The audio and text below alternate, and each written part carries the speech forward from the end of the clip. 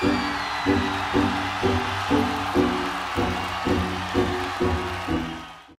guys, it's Superstar0717. I know it's been a while. I hope you guys had a really good Thanksgiving. I was really busy with work and school, so didn't have the best of Thanksgivings. But real quick, just an announcement.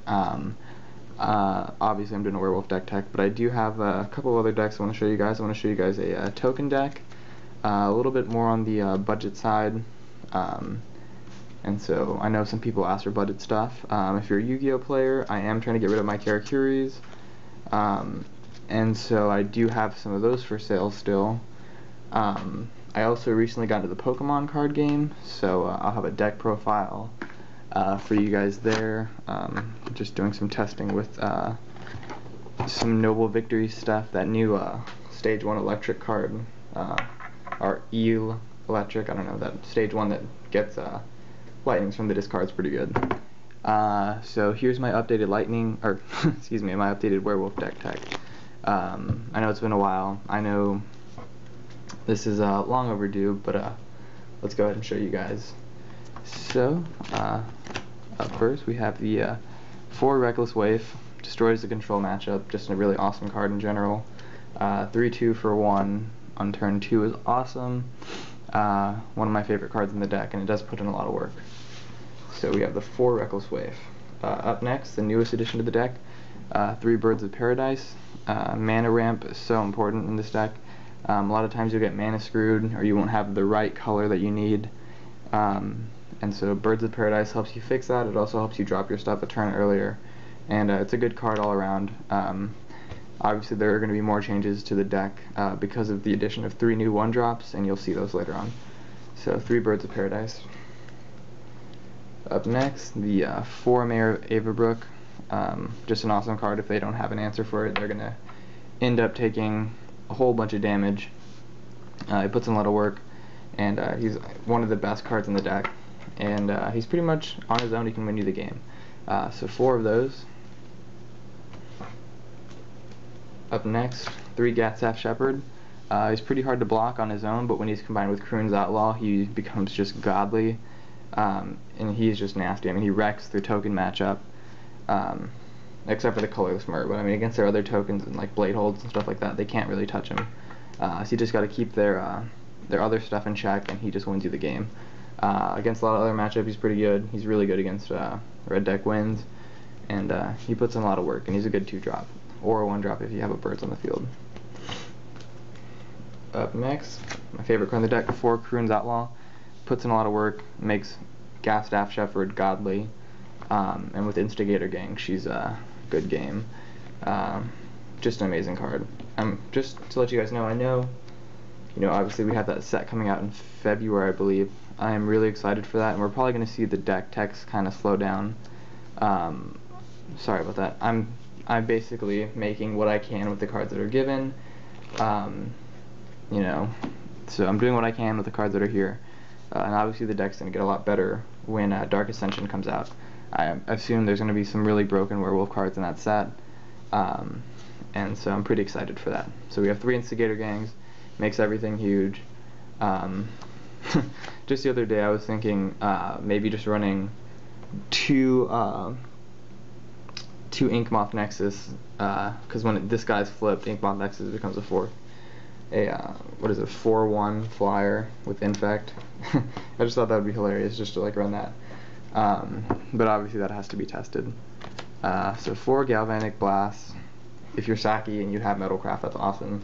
If not, it's just a shock.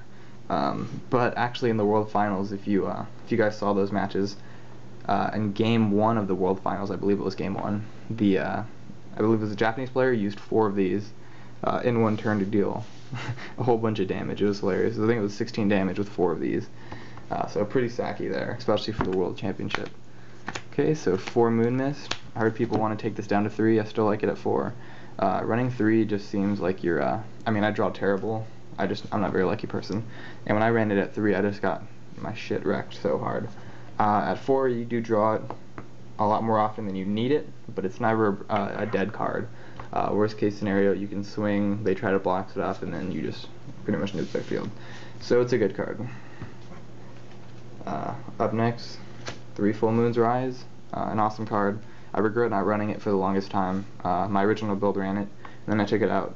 And if you guys want to stay tuned, I actually had a friend draw this artwork with a different werewolf on it on a playmat, and she painted it and everything. So I'm pretty excited to see how that turns out, and I'll show you guys that video whenever I get it. And if you don't know what this does, sorry about that. All werewolf creatures you control get +1/0, and they have trample. You can sack it and regenerate all the werewolves that you control. Pretty awesome. Up next, I went down to 2 Brimstone Volly.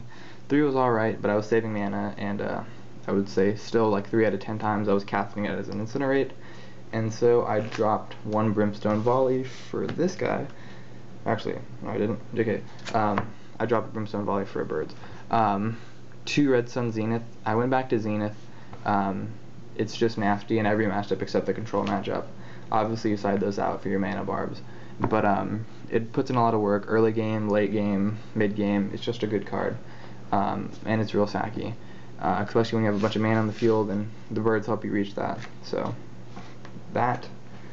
Newest card, or one of the newer cards of the deck. I started main decking this, 2 Blasphemous Acts. Tokens eat up a lot of the meta.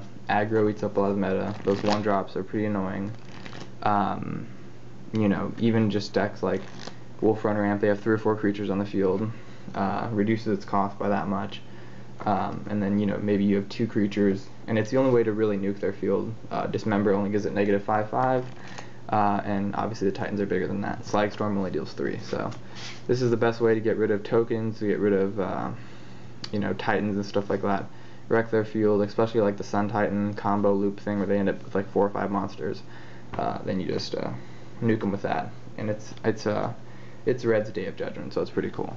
So onto the mana, 1, 2, 3, 4, 5, 6, 7 mountains. Dropped 1 mountain, obviously.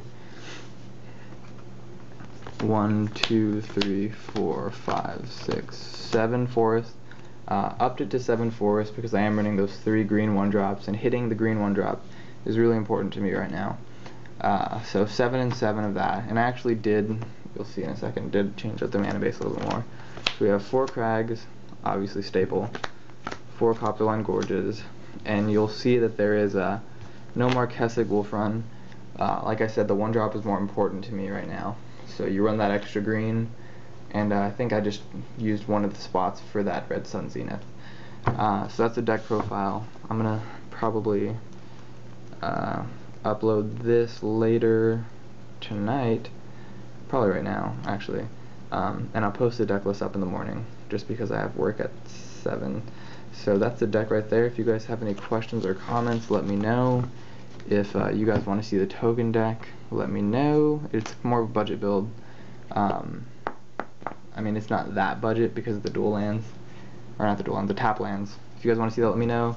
If you guys play Yu-Gi-Oh! And are interested in any of these Karakuris, I know they're starting to top. I have a pretty decent deck built. I can send you guys that for a trade. I also have a Tragodia YCS mat.